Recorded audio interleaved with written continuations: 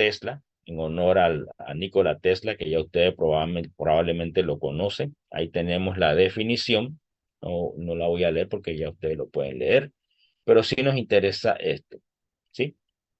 Recuerden que cada una de esas partes que componen el átomo puede girar. De hecho, giran. Eso es lo que nosotros conocemos como spin. No sé si lo dieron así mismo en química, ¿sí? Entonces, el electrón y el protón van a tener su propio spin. Y ese spin va a ser sometido al campo magnético. El protón entonces absorbe energía de radiofrecuencia y la libera y es captada por una antena. Además de eso, ¿verdad? Tenemos este movimiento que está aquí al lado. Este movimiento es el que llamamos el movimiento de precesión. Esta figura es muy buena porque podemos distinguir los dos que a veces se confunden. En el de la izquierda tenemos el spin que le está girando sobre su propio eje, ¿verdad? Y fíjense que acá él se mantiene en su eje inferior y el superior entonces gira, ¿verdad? Y forma como un cono. Entonces, este es el movimiento que llamamos de precesión, ¿ok? Y entonces ese movimiento es muy importante porque ese movimiento nos va a generar nosotros diferentes formas de registro. El fenómeno de resonancia entonces lo podemos sintetizar con esta ecuación. Aquí lo tenemos, la W, que es la frecuencia de precesión, ya sabemos cuál es, ¿verdad? Por la constante del giro magnético, ¿sí? Y el VO es la intensidad del campo magnético. Con eso entonces yo calculo la frecuencia de precesión. Y a nosotros nos interesa mucho porque eso nos indica entonces que el protón está excitado.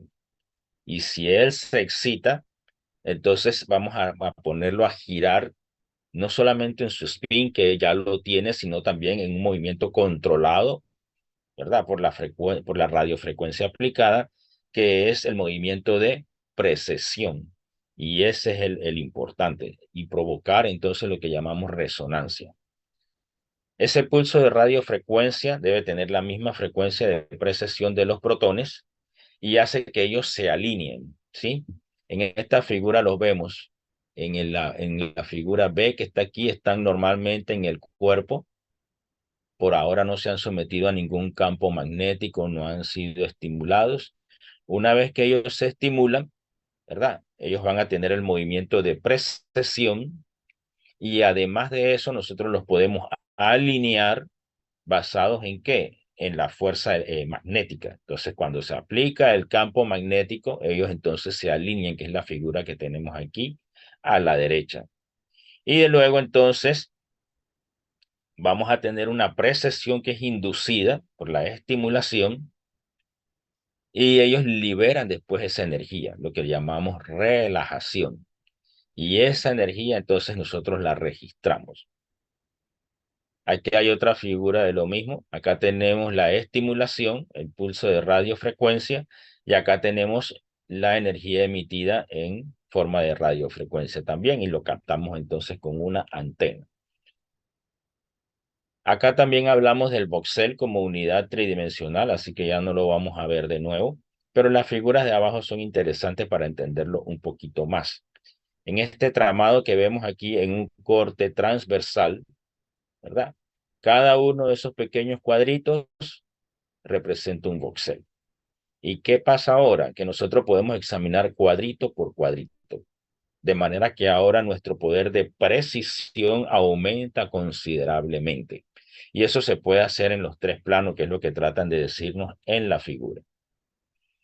Vamos a ver un poquito de la relajación. La relajación la dividimos en dos tiempos, tiempo de relajación 1 y tiempo de relajación 2, o sea, T1 y T2. Recuerden que es el tiempo de emisión de la energía. Entonces, ese T1 es el tiempo que van a demorar para regresar a su estado de equilibrio nuevamente, ¿sí? Una vez que ellos han sido movidos por el campo magnético, cuando ellos fueron estimulados, y regularmente debe ser menos de 500 milisegundos. El T2 Entonces ellos van a relajarse, pero de la posición transversal. Aquí lo vemos en figura, ¿verdad? Un T1 de relajación longitudinal y abajo en relajación transversal. En este longitudinal sería de aquí hacia acá abajo. Y en este sería en el mismo plano transversal. Ustedes dirán, bueno, ¿y eso qué tiene que ver? ¿Por qué es interesante? Bien, porque eso nos va a determinar, ¿verdad? El contraste de las imágenes. Y eso también le llamamos secuencias T1, secuencias T2. Al controlar los pulsos de frecuencia, vamos a tener un gradiente de energía y el software entonces puede producir esas secuencias de pulso específicas que entonces van a hacer que los tejidos respondan de manera diferente. Por ejemplo, acá tenemos a la izquierda una imagen en T1 y a la derecha una imagen en T2. Fíjense que aquí lo más oscurito es donde tenemos el ventrículo. Los ventrículos laterales a nivel del cerebro son espacios que están llenos de líquido cefalorraquídeo. ¿Qué quiere decir? Que en esta imagen el líquido cefalorraquídeo se ve oscuro en un T1, pero en un T2 el líquido cefalorraquídeo se ve blanco. Todo esto que está aquí alrededor está lleno de líquido y lo vemos entonces blanco. ¿Qué importancia tiene eso? Bueno, que eso nos permite definir con mayor precisión qué componentes están alterados en el sistema nervioso central. Es decir, si tenemos mayor cantidad de lípido, mayor cantidad de líquido, crecimientos anormales, que se retiene líquido en cierta parte del sistema nervioso central y define mejor la situación. Eso le llamamos las secuencias T1 y T2. Hay una secuencia también que se usa mucho que es la secuencia FLAIR. ¿Sí? La secuencia FLAIR viene de aquí de la palabra en inglés Fluid Attenuated Inversion Recovery. Aquí lo que tenemos es que se generan imágenes que le llamamos hipertensas. Se elimina la señal que vimos antes del T2 que vemos aquí que el líquido cefalorraquídeo está blanco, ¿verdad? Es como si fuese un T1. Y vamos a ver entonces aquí la sustancia o las células o el tejido, ¿verdad? Con más definición porque no tenemos intervención de la señal del líquido cefalorraquídeo. Y podemos visualizar mejor, ¿verdad? La imagen del tejido patológico. Por eso se usa la secuencia FLAIR. Y aquí tenemos una colección de diferentes imágenes en diferentes partes del cuerpo, nada más para darles a ustedes la idea de que no siempre hay que estudiar el cerebro. Podemos estudiar tejido óseo, como vemos aquí en esta lámina. Aquí tenemos la columna vertebral y aquí vemos un disco que está herniado. Esa es una de las patologías más comunes. Aquí la herniación está entre C6 y C7, que es bastante común, ¿sí? Acá lo que tenemos es a nivel, un corte sagital, ¿verdad? A nivel de la parte abdominal y aquí estamos visualizando lo que es la próstata. O sea que también podemos hacer estudio de tejidos blandos. Acá una imagen a nivel lumbar, un disco herniado. Fíjense que aquí el disco aparece oscuro, ¿verdad? Y él está protruido, se salió de su lugar y está aquí pinchando, está físicamente contra la médula espinal. Ya esta es una lesión de consideración. El paciente, si lo tenemos aquí a nivel lumbar, ¿de qué se va a quejar? Se va a quejar de dolor en las piernas, se va a quejar de parestesias en miembros inferiores, desarrolla también alodinia, tiene la sensación de que la pierna está dormida, que le llamamos parestesia, y eventualmente pierde el tono muscular, el paciente no puede caminar o se cae. ¿Qué es lo que hay que hacer allí? Bueno, hay que hacer una cirugía, y lo que se hace es que se retira ese disco y se pone una prótesis, ¿sí? Por allí entonces hay habemos muchísima gente con ese procedimiento ya hecho. Esto que está aquí nada más para darle la información, esta fue una de las últimas resonancias que yo me hice Así que yo soy como que el cliente frecuente del asunto. Nada más para decirles de que el gadolinio es un elemento que se utiliza como medio de contraste. Eh, el gadolinio se inyecta, ¿verdad? Y él circula a través de nuestro cuerpo y cuando se toman las imágenes nos dan las imágenes que llamamos contrastadas. ¿Qué significa eso? Que los tejidos, por ejemplo, como los tejidos fibróticos, ellos van a marcar y la imagen sale muy blanca, ¿sí? Y ya sabemos que el gadolinio no va a durar mucho tiempo en nuestro cuerpo. Ahí les pongo la dosis y todo lo que ustedes quisieran saber. Por eso la referencia está así como que muy larga, pero eso es lo principal. Acá lo que tenemos es cortes en T1, son cortes en el eje transversal o axial. Y aquí lo que tenemos es cómo se puede ir buscando a través de diferentes niveles, detectando entonces el crecimiento anómalo. Aquí en este primer corte no lo vemos, en el segundo aparece una pequeña sombra y en el tercero que hemos ido más profundo ya vemos aquí, ¿verdad? Que nos está dando la presencia de un tejido patológico, en este caso un glioblastoma, que son bastante común. Y ahí dice que está en el núcleo dentado. El núcleo dentado está en parte del sistema límbico, ¿sí? Es una situación bastante seria porque el sistema límbico se encarga de lo que es memoria, pero también regula parte de las emociones y asimismo van a ser los síntomas que va a presentar el paciente. La otra variante de la resonancia magnética que no es precisamente para imagen es lo que llamamos espectroscopía por resonancia magnética. Aquí lo que vamos a generar no es una imagen del sistema nervioso o de los huesos o del líquido, etcétera. Aquí lo que vamos a generar es lo que llamamos un perfil molecular del tejido, es decir, algunos componentes que van a marcar en una gráfica que ahora vamos a ver que están muy elevados en ciertas condiciones. Entonces, igualmente se va a estimular con radiofrecuencia y se van a poner en precesión los átomos, pero de diferentes metabolitos, no solamente del protón. ¿Qué cosas de interés hay? Hay muchísimas. Esto es una lista muy grande. Yo lo que hice fue marcarle allí los más comunes, los más interesantes, los más frecuentes, ¿sí? Por ejemplo, el NAA. Aquí le dice N-acetil aspartato. El N-acetil aspartato es bastante intenso, ¿sí? Y nos va a dar un perfil cuando nosotros vamos a tener un tejido que no está presente o un tejido que puede estar sano también, ¿sí? Tenemos la creatinina en forma de fosfato de creatinina y está disminuido cuando tenemos tumores, cuando hay metástasis. Y tenemos la colina, que es prácticamente lo contrario. Ahí se los puse en amarillo, el principal marcador de malignidad de un tumor. Aquí lo tenemos, la colina, ¿sí?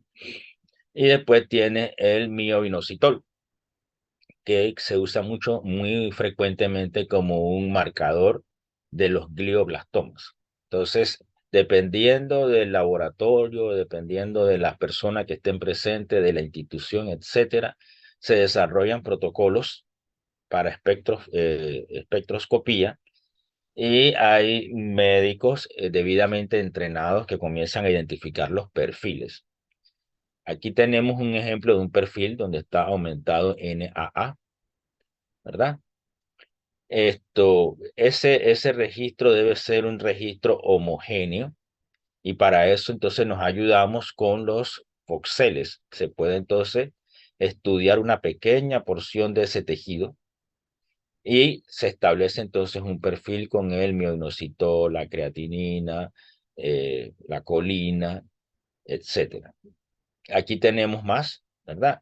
Aquí vamos a ver entonces que se escoge un voxel, que en este caso le llamamos así mismo monovoxel, Y tenemos entonces, por ejemplo, un glioma que va a tener aquí la colina aumentada, ¿sí? Acá vamos a tener también la colina aumentada, pero además de eso aumentaron los lípidos, así que nos habla de una combinación de eventos. Y esa combinación de eventos es típica, por ejemplo, de un glioblastoma.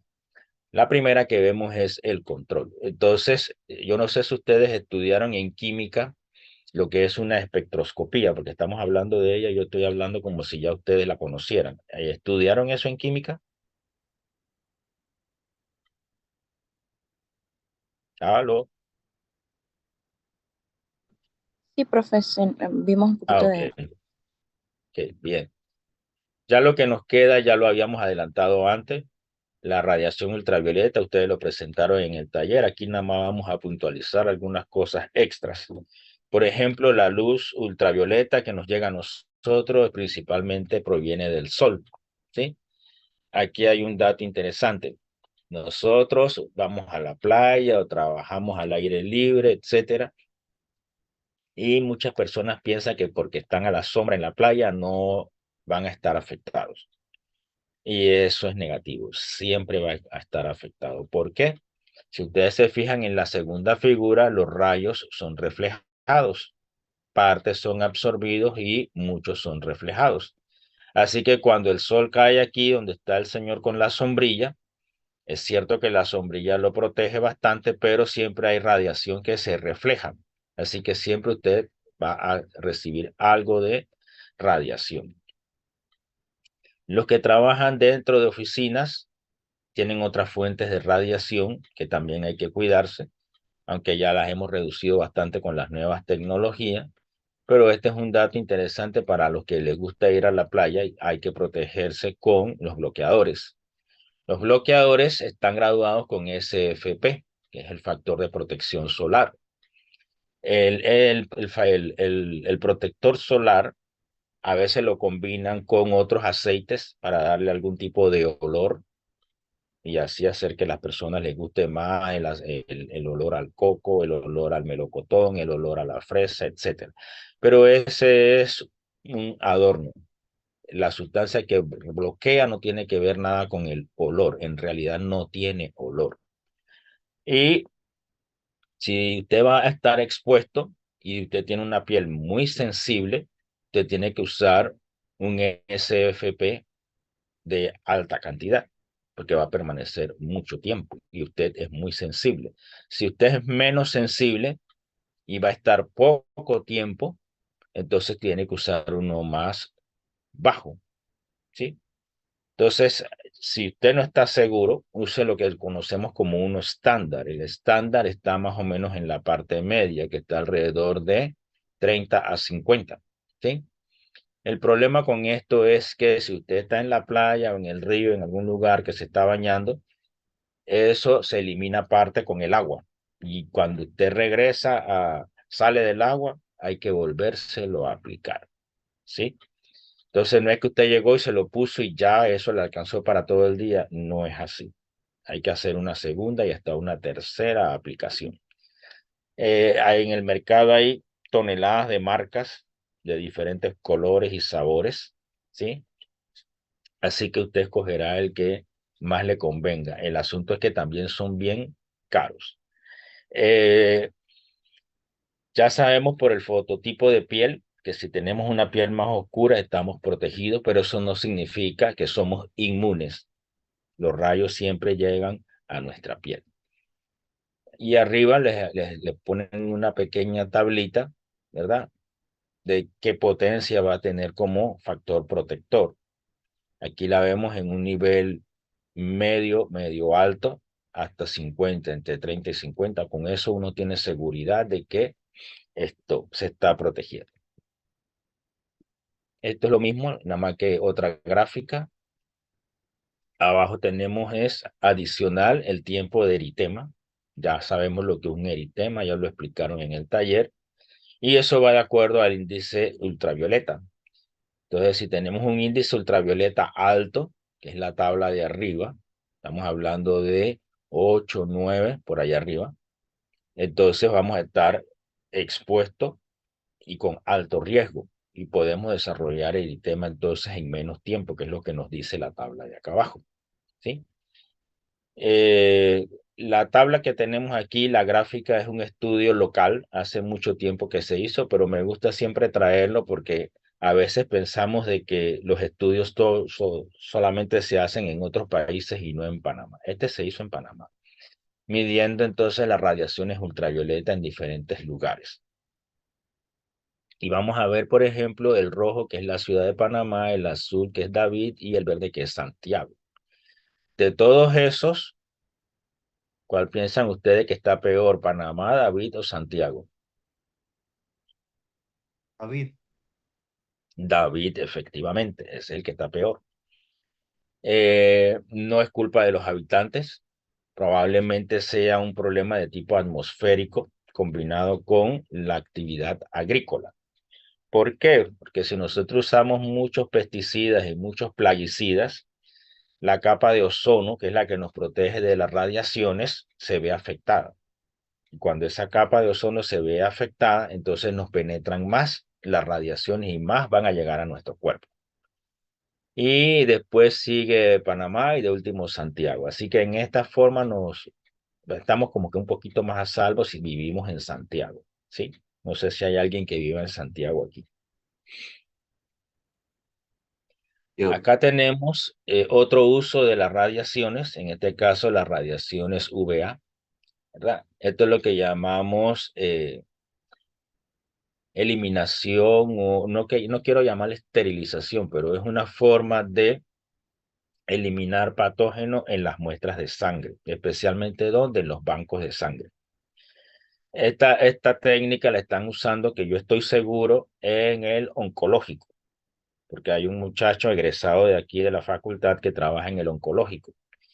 Y una vez estuvimos conversando y él me dijo, mire, profesora, ya estamos usando una sustancia que se llama amotosalem. Y después de allí me acordé del problema que nosotros habíamos puesto en el taller. Y me dice, nosotros usamos eso y con eso, entonces después que tratamos a la bolsa de sangre con la sustancia y la radiación, nosotros entonces almacenamos la sangre para su uso. Y en esencia lo que vamos a ver es que se combina con el amotosalem y es irradiada la bolsa con radiaciones ultravioleta y después se procede a almacenarla. Me parece una buena técnica. Ya nosotros conocemos el Sorolén y ya sabemos cómo funciona. En otro contexto, hablando de las radiaciones, este no es especialmente de radiaciones ultravioleta ni nada por el estilo. Esto es nada más aplicación de los rayos infrarrojos. Eh, Esta técnica no ha sido muy exitosa, pero bueno, puede ayudar. Fíjense lo que sucede.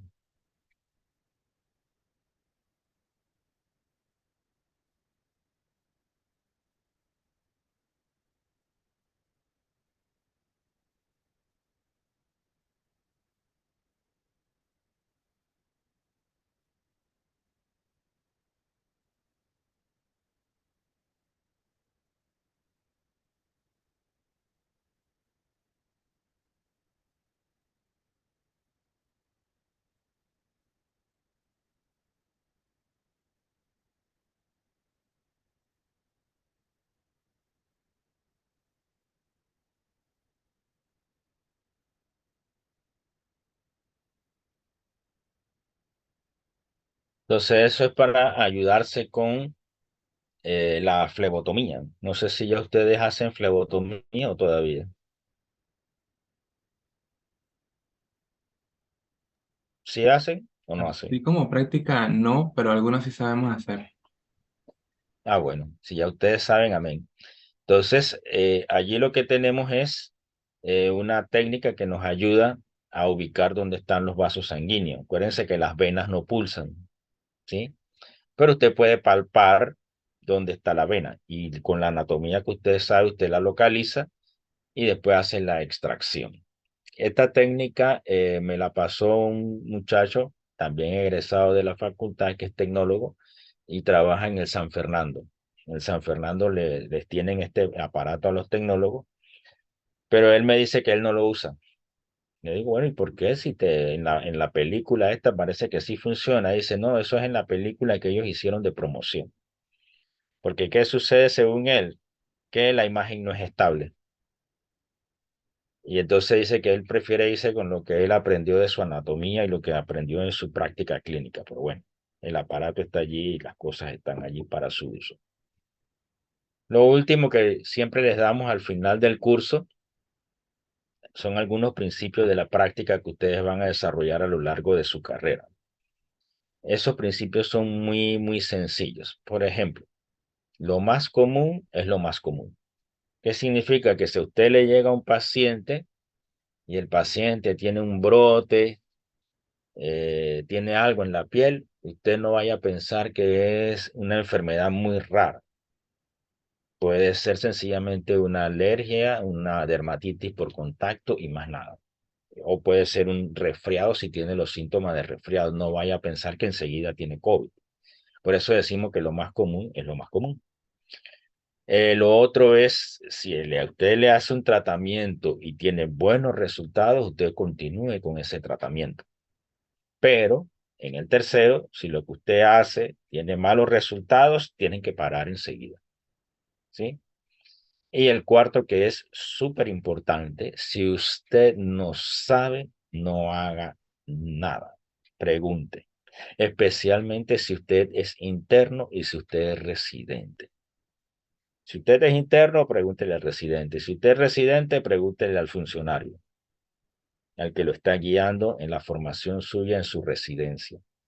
Porque si usted no sabe y usted hace algo, puede causar daño. Eso le llamamos iatrogenia, ¿sí?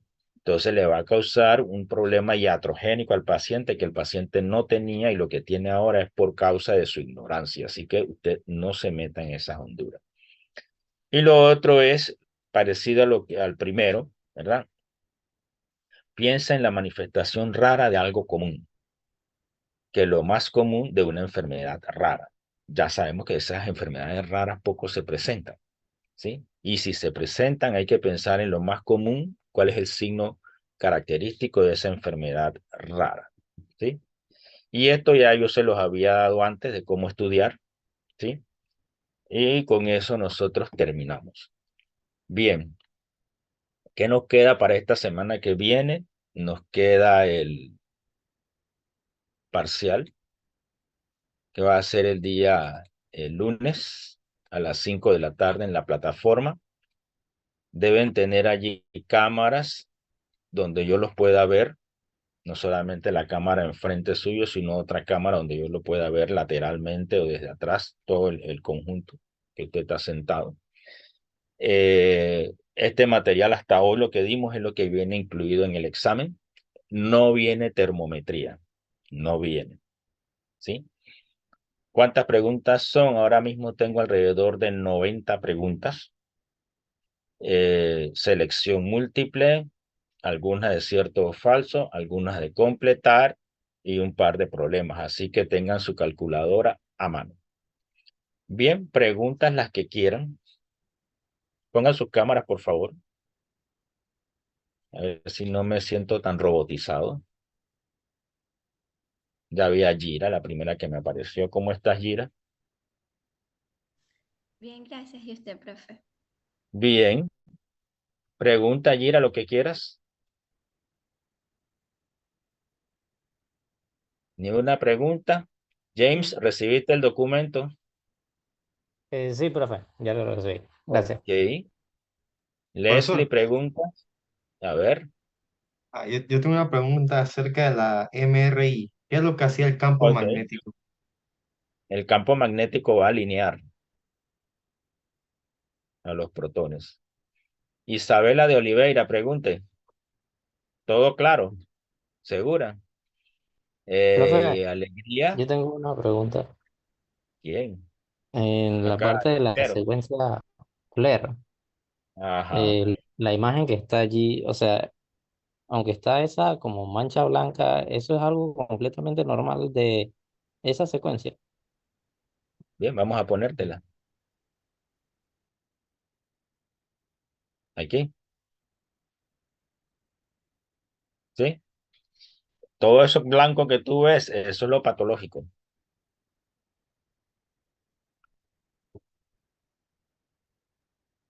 Gracias. Ok. Bien, entonces, chicos, ha sido un placer. ¿Sí? Ah, Profesor, ¿Más preguntas? profesor, A ver, no sé quién es. ¿A qué? eh, Alegría, dale. es Ivette, profe. Creo que hay Ujú. un problema con la hora que sale en el parcial en la plataforma. No sé si soy solo Ajá. yo, pero me sale como extraña la hora. Era ¿A qué hora te para salió? mencionarlo. No, es que me salía como que se abría desde el lunes y se cerraba el martes. Ah, ok. Yo tengo que verificar eso porque yo no le ajusté la cuestión final, porque como no sabíamos a qué hora iba a ser. Es más, el examen ni siquiera está puesto allí, nada más está puesto es el anuncio. Ok, listo. Entonces, Entonces pero yo sale que me uno, tengo que sale uno sentar, del 2.1 y pero otro del 2.3. no te Nosotros oigo. nos metemos en el del 2.1, ¿verdad, profe? Exacto. Sale como, Ustedes entran donde dice biofísica 2.1, 2.3 y cuando entran van a ver dos exámenes, uno para el grupo 2.1 y otro para el grupo 2.3. Si usted es del 2.1, usted tiene que entrar al 2.1. Si es del 2.3, usted entra al 2.3. ¿Por ok. qué se hace así? Porque cuando salen las notas, cuando salen las listas, ya salen separados los dos grupos. Pero si usted es del 2.1 y entra en el 2.3, yo no lo voy a encontrar en el 2.1 y voy a asumir que usted no lo hizo. O tengo el trabajo entonces de buscarlo en el otro grupo a ver si aparece. ¿Sí? Esto, se me pasó lo que te iba a decir. Eh, Era algo con respecto a la hora. Es de a las 5 de la tarde, ¿no? Ok, entonces sería de Sí, profesor. 5 a 6 es 1 hora, sería hasta las 6:30, que son 90 minutos. Ok. Y el examen es secuencial, acuérdense. Una vez que el examen sale, usted tiene que contestar las preguntas, no pueden ir hacia atrás. Esto, la revisión del examen, cuando se hace, apenas que usted termina el último del grupo que termina, que se cierra el examen, entonces ustedes pueden ver los resultados. Ahí mismo los ven. Profesor, y Pre- una pregunta. Dale. Entonces, si usted dice que es secuencial, que no podemos ir hacia atrás, ¿también hay tiempo por pregunta o no? No, no, hay preguntas donde nada más te toma 10 segundos contestarla porque es una pregunta corta de cierto o falso y ya. Hay otras preguntas que te toma 1 minuto. Ok. Les pregunto una cosa, ¿ustedes ya vieron la parte de termometría en el libro y en las diapositivas? ¿No lo han visto? Perfecto. Después del examen, nosotros nos veríamos el jueves. ¿Ustedes quieren estudiarlo por su cuenta o quieren tomar la clase de termometría? Ustedes me dirán, yo no tengo inconveniente. O sea, Yo pero sé que la termometría última no viene semana para va a el parcial pasar 2, a... ¿verdad, profe? ¿Cómo? Termometría no viene para el parcial 2, ¿verdad? No, no viene, no viene. Yo Eso creo queda que, para el no sé semestre. si es por la mayoría, pero yo creo que todos preferimos dar la clase si ese tema viene en el Ok. semestral. Entonces, la vemos entonces el jueves, así mismo como hoy. No sé Profesor, si y nos va a alcanzar 1 hora, pero bueno. otra consulta. ¿El lunes daríamos clase? No, no. No les voy a poner a dar clases teniendo examen ese mismo día. No, tampoco así. Ver qué pasó. Eso es como medio atropellado, ¿no? No, no, tampoco así. No me haga ser malo. Chicos, ha sido un placer. Sí, así que de todas Yo maneras nos tengo vamos una a ver el pregunta. día jueves. Digan. Voy a hacer una pregunta, pero no es de este tema. Se lo puse Ok, igual. Es sí, de respiración, de ajá, respiratorio. Es que dale. todavía no está claro cuáles son las diferencias entre el FEB, el FEM y el FBC. Ok, FBC es Force Vital Capacity. Significa que tienes una capacidad vital. Ellos le ponen la palabra F solamente para enfatizar que la maniobra se hizo haciendo esfuerzo, pero sigue siendo capacidad vital. ¿Sí? El FEM es una medida dinámica. Es la cantidad de litros que tú mueves en 1 minuto. Entonces, el máximo de esos litros que mueves en el minuto se llama FEM. ¿La otra cuál era? El FEB, El FEP es el flujo expiratorio forzado. también sigue siendo un flujo expiratorio, nada más que se pone la F para enfatizar que es con toda la fuerza que tengas. Pero, y ese es en 1 segundo, ¿y el FEM en cuánto tiempo es entonces? El FEM es el máximo que alcances. La otra es cronometrada. El FEM también se le llama capacidad vital cronometrada, porque eso se cronometra en 1, 2 y 3 segundos y se toma la medida del primer segundo. Bien, entonces nos vemos el jueves, chicos, pues. Lo voy a atender otro grupo que ya lo cité. La otra cosa, acuérdense de tener 2 dispositivos y cualquier cosa que a usted se le cae la señal, se queda sin internet, enseguida me manda un WhatsApp y me dice la hora. Le tomo una foto a la pantalla y me dice, tengo este problema, se me fue la señal, mi computadora se dañó, se congeló, me cayeron 1000 virus, etcétera. Pero tiene que notificarme porque yo de otra manera no tengo de controlar el tiempo que usted estuvo desconectado, para prorratearle ese tiempo y ponérselo a esa persona que fue afectada como tiempo adicional. No se crean de que ustedes van a quedar por culpa de la cosa de que no hay luz, etcétera, que ese tiempo no lo pudieron usar. No, yo les doy ese tiempo que usted estuvo desconectado adicional, pero tiene que mandarme evidencia de que eso le pasó. ¿Ok?